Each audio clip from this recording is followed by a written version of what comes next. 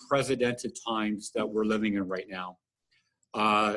And with the most recent change of order from Governor Whitmer, it allows us to start back up on Monday, May 11th. And I want to assure everybody that one of our #1 priorities at this facility is the health and safety of our TREMEC employees. When everybody comes back to work, a number of changes will be very dramatically noticed on the attention to detail that was put in to the health and safety of everybody. And so with Erica Cleary and Betsy Diplock, Erica is going to go through our health and safety protocol that we put in place here at Wixom so that everybody coming back to work can indeed feel comfortable about making high quality transmissions for our customer. And so with that, I'd like to introduce Erica. Hi, everybody. It's so nice to see some of your faces. I saw some of you on your cameras. I miss everybody, and I'm happy that you're joining the call today. So it's very important that we discuss, what our expectations are moving forward when everybody comes back to work, and kind of what we've been working on during this shutdown. So to get started, a couple of things. Again, we're going to discuss these throughout the presentation as well. So what have we been doing during this shutdown? So we've been working on work schedule changes. So we'll talk about it throughout the presentation, but staggering shifts. So you know that when, on a normal work day, swarms of people come into the building and come and go as, in groups. Obviously with COVID-19, these things change. So we've implemented some work schedule changes and shift staggering. Facility changes. I won't get into detail now, but I have plenty of lovely pictures to show you things that have changed around the facility for you guys to come back safely. And then dedicating cleaning resources. So again, before we left, we had bumped it up to 24-hour cleaning resources with our cleaning crew. We have a day porter. She's been in here every day cleaning the facility in preparation for this. And we're also working on getting a second day porter to set that up so we can make sure that cleaning resources are available for everything. And then we're going to talk about everybody's role when returning to work. So you guys have heard the drill before and during break, I'm sure, social distancing and personal hygiene. So what our expectations are with that moving forward. So I'm going to get started. So we're going to talk about, some things about COVID-19, which I'm sure you guys already know, but I would have to talk about them too. So symptoms of COVID-19. So symptoms may appear 2 to 14 days after exposure to the virus. The CDC just updated their symptoms recently. I think it was last week. So they're still learning new ones. So symptoms of COVID-19 include cough, shortness of breath, or difficulty breathing, and fever. Those are the top 3. But people also experience chills, muscle pain, sore throat, and the new symptom is new loss of taste or smell. So if you recently developed a new loss of taste or smell, that could be a symptom of COVID-19. How does COVID-19 spread? There's a couple ways. There's person-to-person spread and then spread from contact with contaminated surfaces. So person-to-person spread is the most common. It's thought to spread mainly from person to person. So it's between people who are in close contact with one another, so within 6 feet. It's through respiratory droplets produced when an infected person coughs, sneezes, or talks. And these droplets can land in the mouths or noses of people who are nearby or possibly be inhaled into the lungs. So that's how person-to-person spread works. There's also spread from contact with contaminated surfaces. So it may be possible that a person can get COVID-19 by touching a surface or object that has the virus on it and then touching their own mouth or nose or possibly their eyes. Again, keep your hands off your face, right? I know it's very hard. This is not thought to be the main way the virus spreads, but we are still learning more. Again, so doctors are, they just release more symptoms. We are still learning more and more every day. Another important thing to know is how long does the virus survive on surfaces? Studies have shown that COVID-19 can survive for up to 72 hours on plastic and stainless steel. So that's 3 days, right? Less than 4 hours on copper and less than 24 hours on cardboard. But the good thing about that is they can be easily cleaned with disinfectants. So whether it be wipes or spray, those things can be taken care of real easily. As always, clean your hands with alcohol-based hand rub or wash them with soap and water. Again, avoid touching your eyes, mouth, or nose. You'll probably hear me say that a couple times. throughout this presentation. So moving on to some of our expectations at the site, right? What you really want to know. So to help prevent the spread of COVID-19 in the workplace and reduce the potential risk of exposure to our employees and visitors, temperature and health screening is in place at the site until, it's been determined by, local health authorities, the CDC, the World Health Organization, and also governmental requirements that it's safe to discontinue. So it's going to be in place indefinitely. I wish I knew when this would all be over. I'm sure everybody does, but we don't. So we have to make sure we do this moving forward every day. So this is mandatory for everyone to enter the building, again, for employees or visitors. So the process works like this.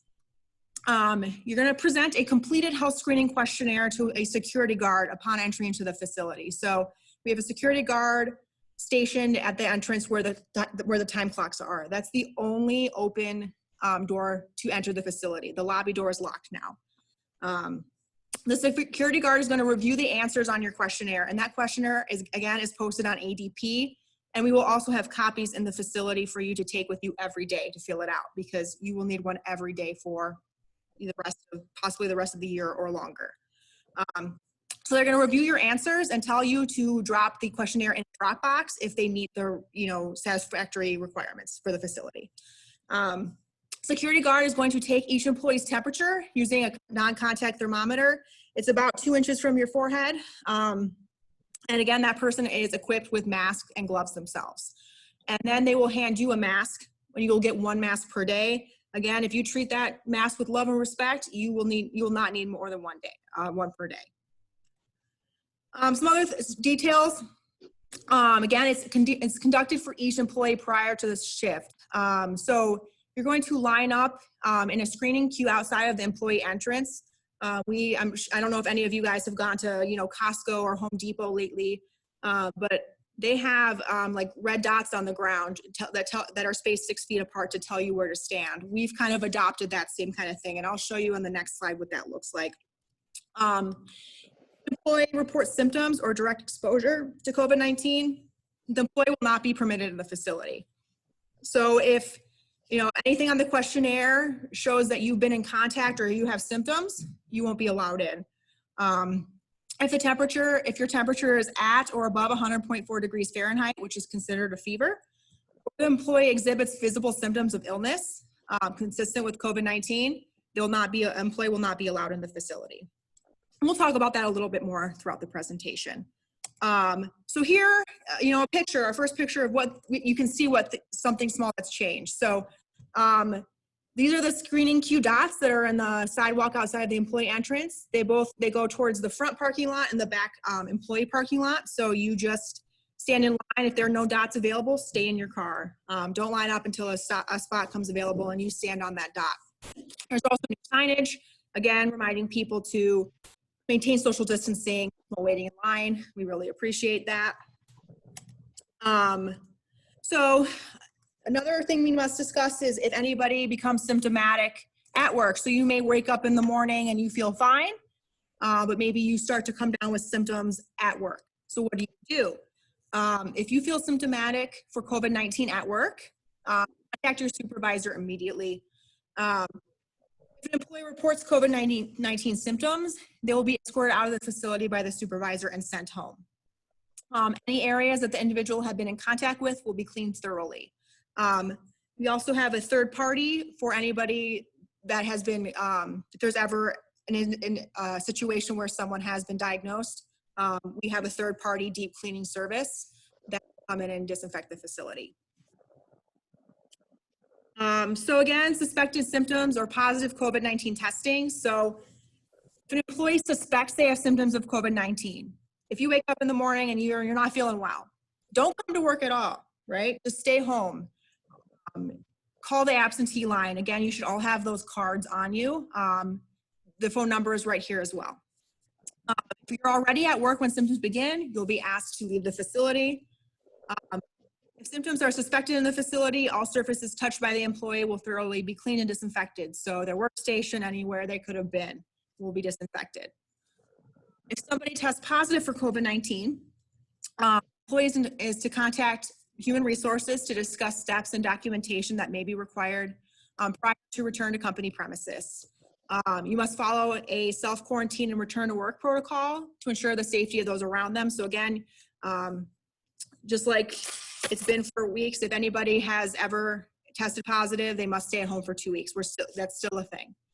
Employees who may have come in contact with that employee will be notified. Employees coming into direct exposure with any positive COVID-19 positive employees will be directed to follow the self-quarantine protocol and must seek and provide medical clearance to return to work. So again, please, please, please, we ask if you are not feeling well, just like it was before, don't come in and call the absentee line.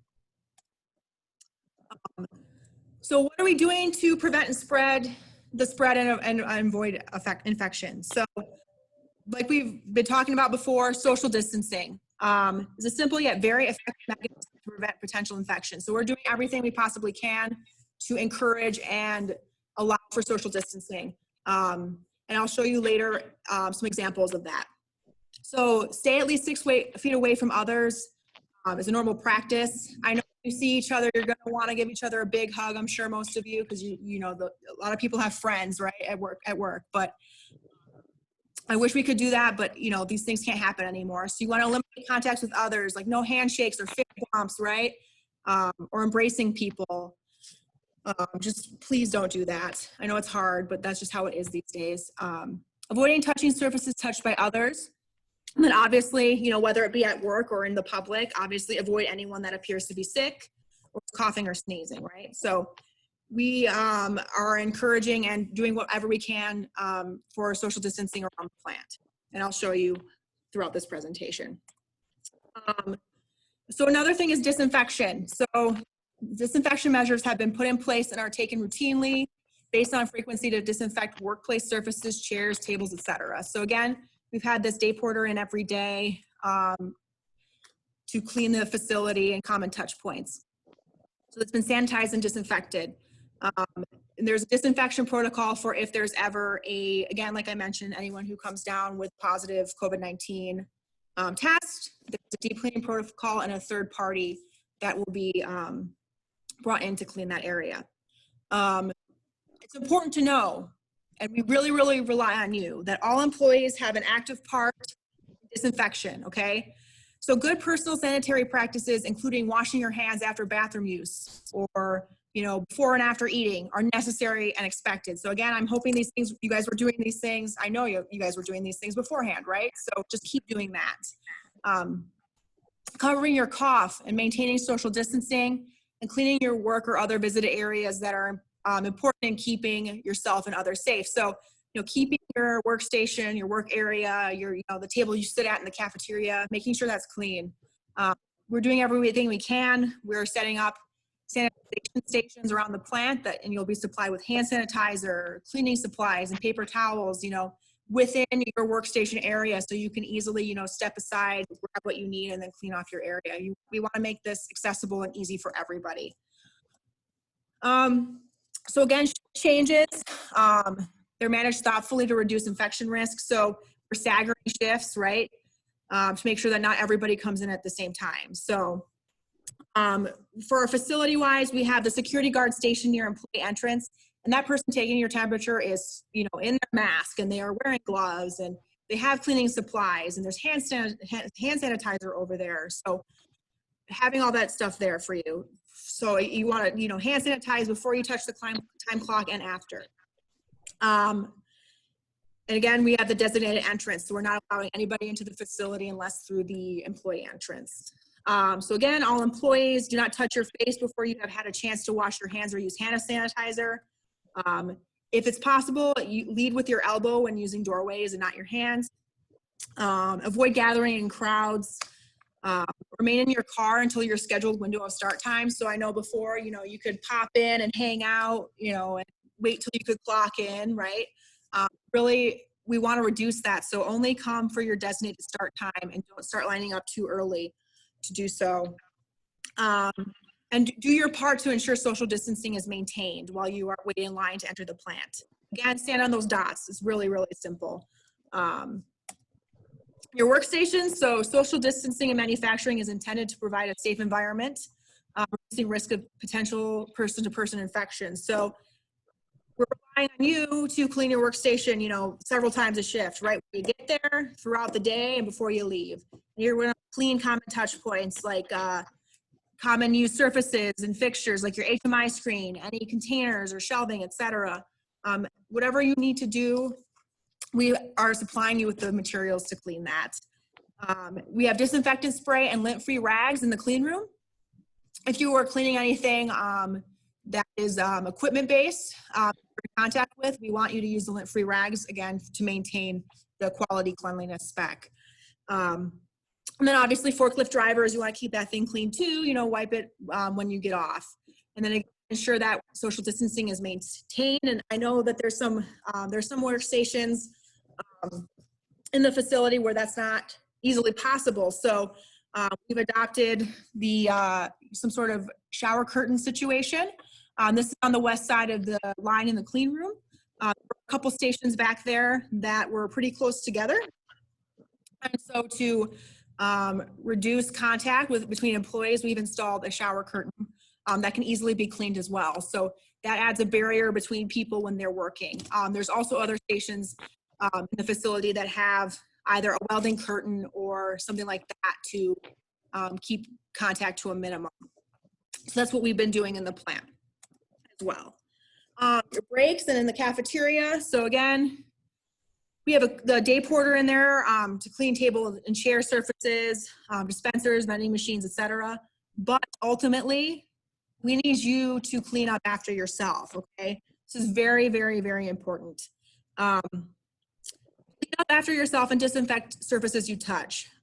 We have cleaning supplies in the kitchen, the cafeteria and kitchenette areas, you know, disinfectant spray, towels, all that stuff for you to use, you know, before and after you're done eating, okay? We really need you to do that yourself. And obviously wash your hands or use hand sanitizer before and after lunch. So before you begin eating and after, so you don't put, you know, dirty hands near your face.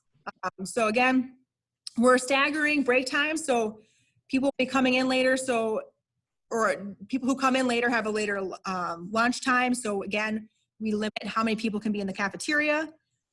On the next slide, you'll see how we reconfigured our cafeteria. We only allow 34 people in the cafeteria at a time to ensure social distancing is maintained. So I'll just kind of show you what it looks like now. So this is pretty cool, in my opinion. You know, we managed to space the tables apart and the chairs 6 feet. If you can see in the slide on the ground, there is green tape, and that's where the corner of your chair should be, so to eliminate people moving their chairs around. If you remember, there were a lot more tables in there before the shutdown and a lot more chairs. To improve social distancing, we've removed chairs, positioned them 6 feet apart, as well as installed Lexan screens so that 2 people can sit at the same table. So you see that little yellow base at the bottom. There's a little Lexan screen between 2 people so that you 2 can eat at a table together. And again, that can be easily wiped down with disinfectant spray as well. So again, 34 people at a time in the cafeteria. Our bathrooms, again, those are disinfected quite often, at least 4 times per day with the day porters. We do have disinfectant supplies in there, you know, whatever you want to do. If you want to spray down the toilet before you sit down, you are able to do that, right? We want to make you feel comfortable. So we have that information, or that we have those supplies there for you. Obviously wash your hands, and when possible, use your elbow to open the door. We do have a max capacity in the bathroom now. It's 2 people at a time. I know that's difficult, but it's what we have to do to ensure and maintain social distancing. We have door sliders, and I'll show you on the next slide of what you're going to be doing when you enter and leave the bathroom. And obviously, with only 2 people in the bathroom at a time, it makes it easier to maintain social distancing. So here's the door sliders. So I don't know if your doctor has it, but if you know, occupied or vacant, right? If you go into a room, if it's vacant, it means there's people aren't in there. If you're going to go in the bathroom, you swipe the door slider to say in use, so that people can know, okay, there's 1 person in there, there's room for 1 more. It's not a perfect system. People do forget. I have forgotten before because it is new, but with practice, we will get better with this. We really, really don't want those bathrooms full of people, okay? We've also put some signage on the stall doors to show you what stalls you can use and what you cannot use, okay? Locker rooms, all walls and floors are disinfected periodically or frequently touched. Use your elbow to open the door. We're limiting employee contact in the locker room with staggering. We've also changed the locker room configurations. So my ladies out there, we know that women's locker room was like a sardine can, right? Very tight. Definitely not conducive for social distancing. So what we did was we evicted the men from their locker room and they moved them to the electronics lab, which is just kind of, if you keep walking in the employee entranceway, it's right, it used to be the electronics lab. So the men have a big locker room there, and then we also are expanding the women's locker room to be in the men's old locker room, so that there's more room for the ladies to, you know, do whatever they have to do in there. So that's another change you'll see when you come back. Common areas, again, the day porters in there cleaning them real good. You know, this building's very clean. They're cleaning the door handles and everything like that. We're also, you know, providing hand sanitizer so you can disinfect, you know, hand sanitize your hands and then touch the door handle, making these things easy for you. Same with everything else. We have disinfectant supplies everywhere available for you. Use your elbow to open the door, and avoid touching surfaces touched by others. So if I'm in the, you know, if I'm in the kitchenette, you know, microwaving food, I make sure I, you know, clean off the microwave after I'm done, right? Just so that the next person after me has a clean surface to work on. So, and then again, in the common areas, you know, ensure social distancing, avoid non-essential gatherings. I know you're going to want to, you know, catch up with your friends, right? But make sure you're not in big groups and, you know, lingering around like that. And then eliminate contact with others, such as handshakes, again, hugs.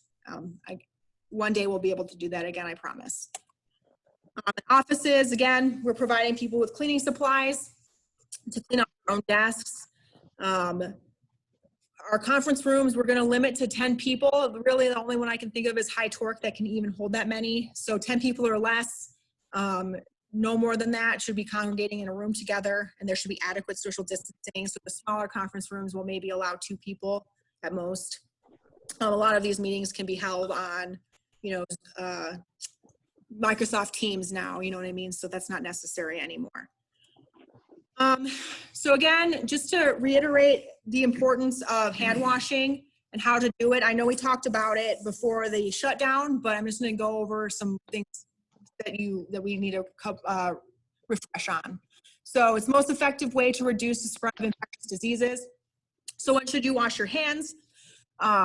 You presume your hands are contaminated with viruses and bacteria after touching common surfaces, as well as any surfaces you touch thereafter. So you're going to want to wash your hands when you enter the site and when you go home. I always make sure after anywhere I go, when I go home, I wash my hands first.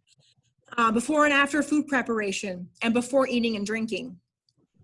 Before and after treating a cut or wound, after touching your nose or mouth, obviously before and after you use the bathroom, after processing or touching garbage, after blowing your nose, coughing or sneezing, when you're at home, after changing diapers or cleaning up a child who has gone to the bathroom, after visiting sick people, or before taking medication, right? Because you're putting your hands by your mouth. So when washing your hands with soap and water, wet your hands with clean running water and apply soap. Use warm water if it's available. Rub your hands together to make a lather and scrub all surfaces. Continue rubbing your hands for 20 seconds. You can sing happy birthday to yourself twice. If you're a Britney Spears fan, you can sing the chorus of Oops, I Did It Again. That's 20 seconds. Just whatever helps, right? Rinse your hands well under running water, and then dry your hands using a paper towel or air dryer. If you don't have soap and water, alcohol-based hand sanitizer can be used instead of that. Again, do not touch your face, including your mouth, eyes, nose, or ears. Viruses that get onto your hands by touching common surfaces cannot harm you unless you physically transfer them to an entry portal into your body. So that would be your eyes, your mouth, your nose, your ears. So don't touch your face. If you are sick, touching your face will contaminate your hands. and any common surfaces you touch. That continues the chain of infection. So that's why it's so hard. You know, humans touch their face so much throughout the day, but you have to be really conscious of that. Cover coughs and sneezes. Never cough or sneeze into your hands, as they then pass viruses to common surfaces and infect others.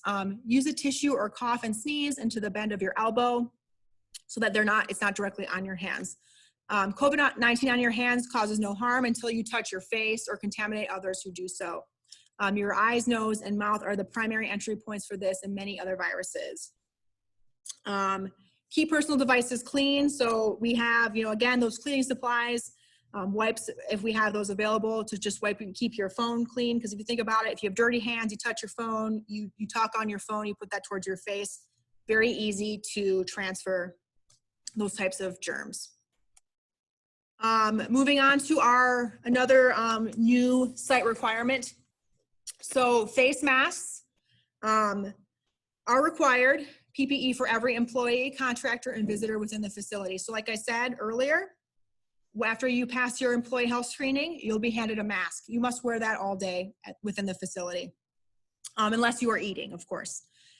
You can either, take it off your face at lunch and set it on a napkin on the table, or I've seen people pull it down under their chin and eat that way. Either way, when you're not eating, you're expected to wear the mask and wear it correctly. I will show you how to do that in a second.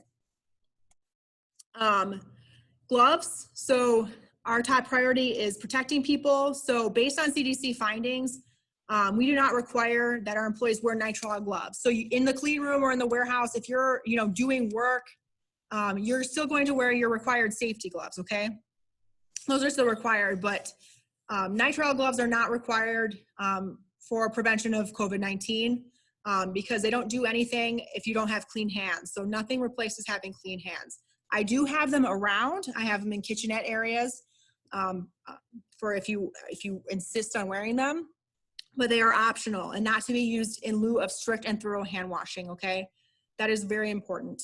People who really have to wear gloves are people, who are on the emergency response team, the employee health screeners that are taking your temperature, and then, the cleaning crew who are disinfecting the facility.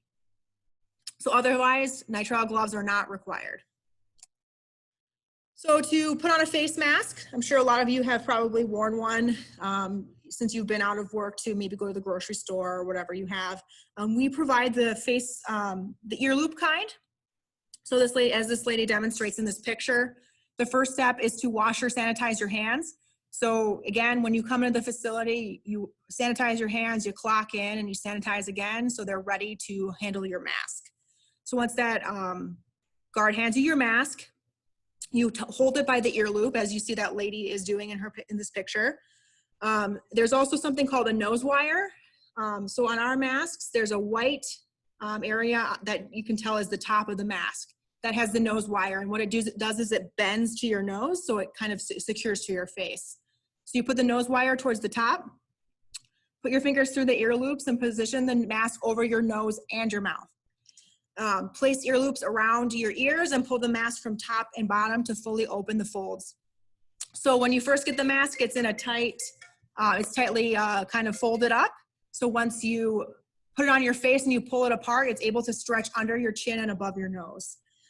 And the last step is to adjust the mask around your face, gently forming the nose wire over the bridge of your nose. So as you see, that lady is pushing it onto her nose bridge, again, creating that seal. You don't want to touch the mask on the outside or on the inside. Really, at most, you're touching the ear loops and the nose bridge. That's it. Reduce contact with touching the mask as much as possible. And again, at the end of the day, you remove the mask by pulling the ear loop and from one ear and the other, and then you throw it in the trash. Again, I said nitrile gloves are not required, but there is a safe way to remove them if you use them so that you don't contaminate your hands. Because if you think about it, you're wearing gloves to touch things that you perceive as dirty.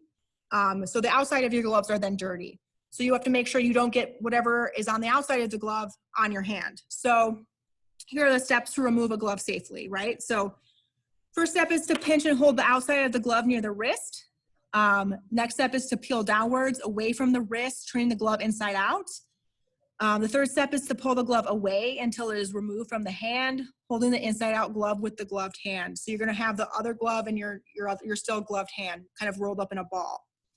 Next, the fourth step is when your ungloved hand, slide your fingers under the wrist of the remaining glove.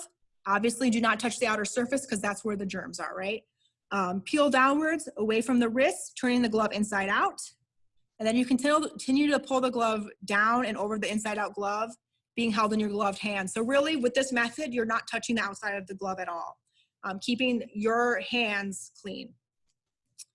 And with that completes my portion of the presentation.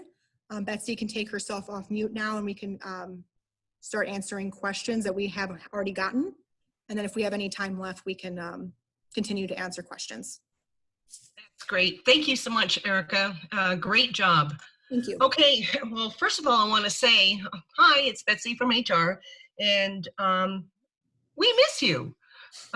We can't wait to be back together as a family, you know, for TREMEC. This has been a difficult time, and I hope all you and your family are well. It is, as I said, been a difficult time, but as a company, you know, we've done extensive measures to ensure the safety of all our employees here. Actually, I think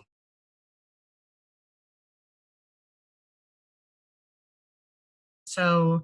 I'm very pleased with the information that Erica has sent to you that hopefully can reassure you that the environment that we're going to have for you when you come back is definitely going to be safe, and we will ensure the protocol.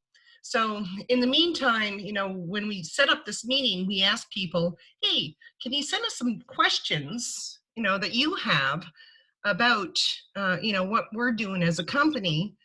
So I'm going to kind of go through a few questions, and I consolidated some of the questions that people sent with answers. So one of them is, you know, what if I don't feel safe returning to work? If I don't want to come back to work, can I collect unemployment?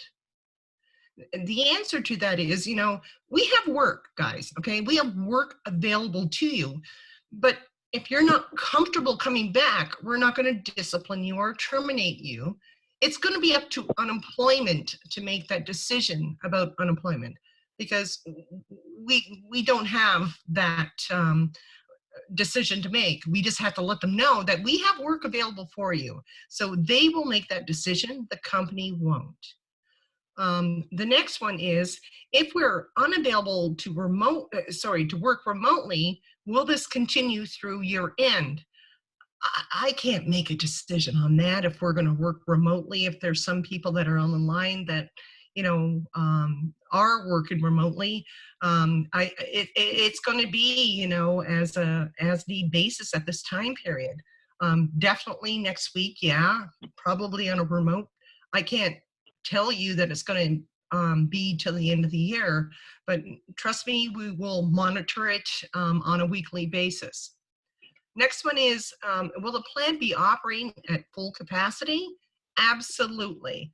Monday, we're coming back with, you know, just a small amount of people, but on Wednesday, we will be trying to be at full capacity.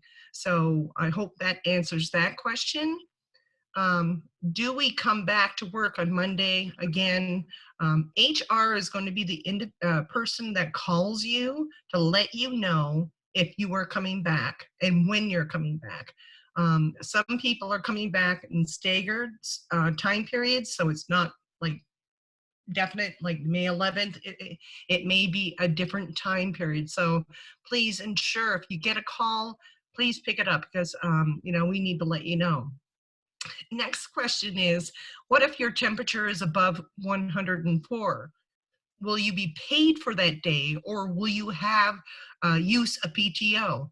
Well, yes. I mean, if you're here and you are not medically able to come into work and you have PTO, absolutely, you can utilize that. Next is, are we coming back to work on the 11th? Boom, boom, boom. Again, HR will notify you.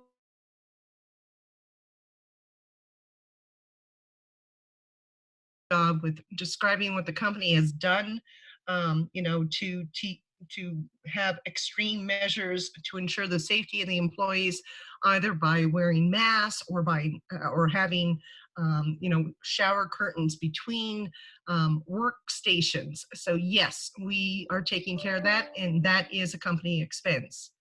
How lunches and breaks work, Erica again went through that.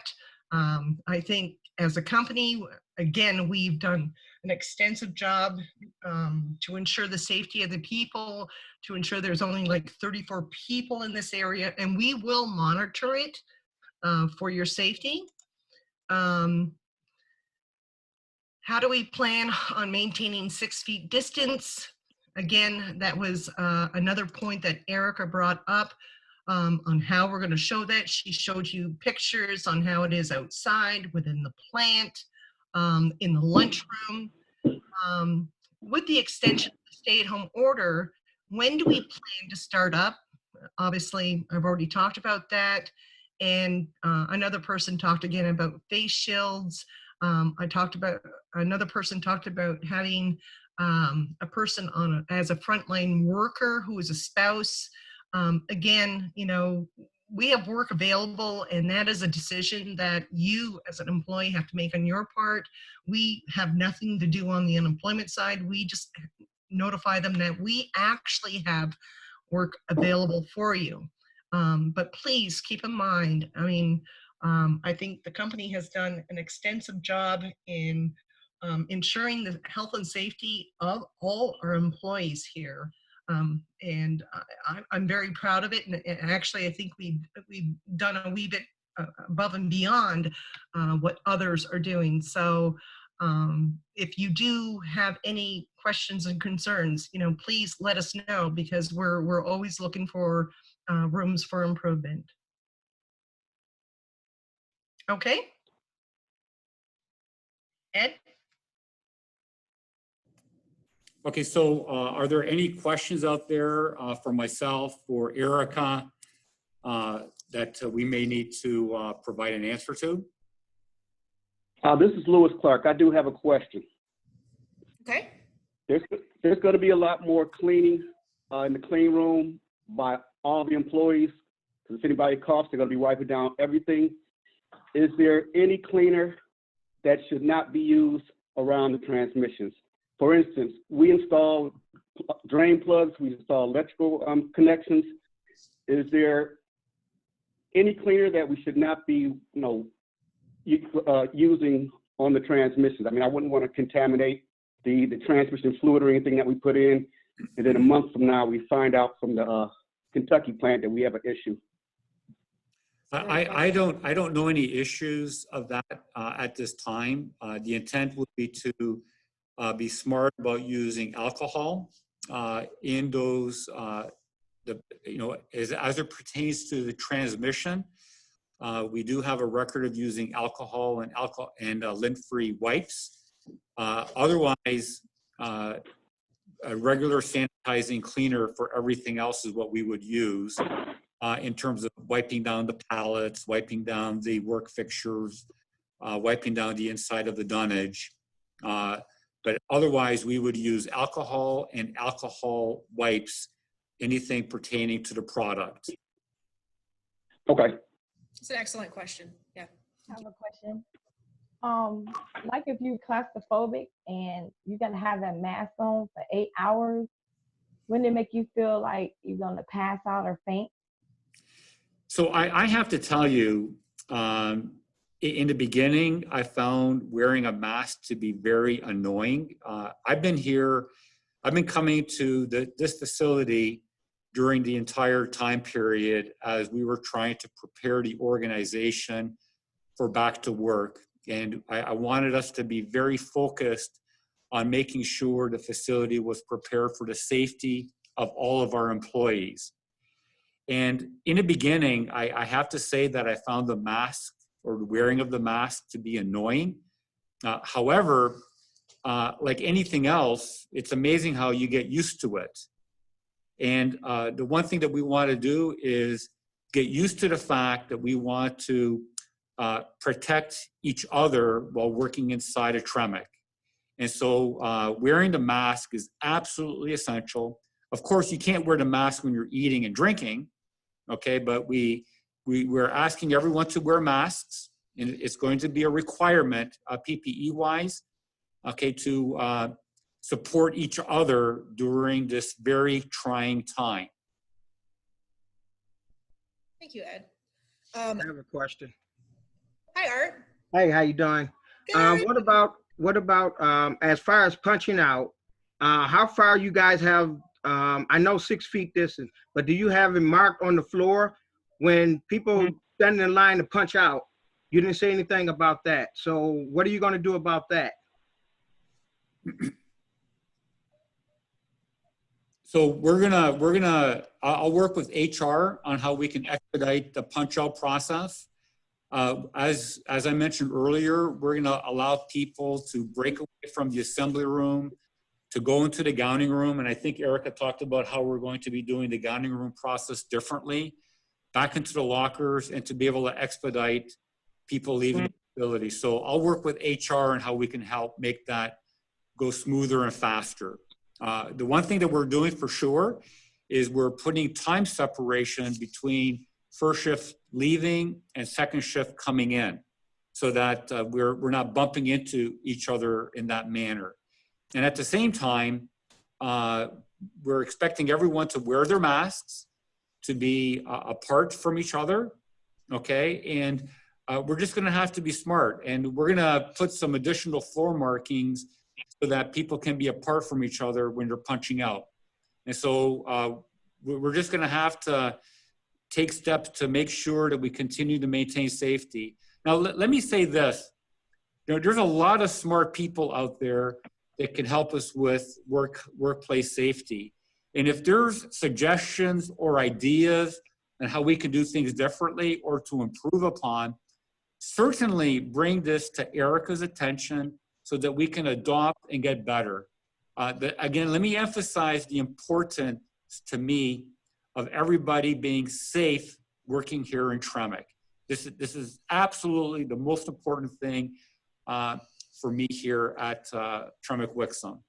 And if there's ideas there that you guys have on how we could do things differently, bring it to Erica's and mine attention. How about it? How about you putting a suggestion box out there, because Erica sometimes can't get to everybody. Everybody can't get to Erica.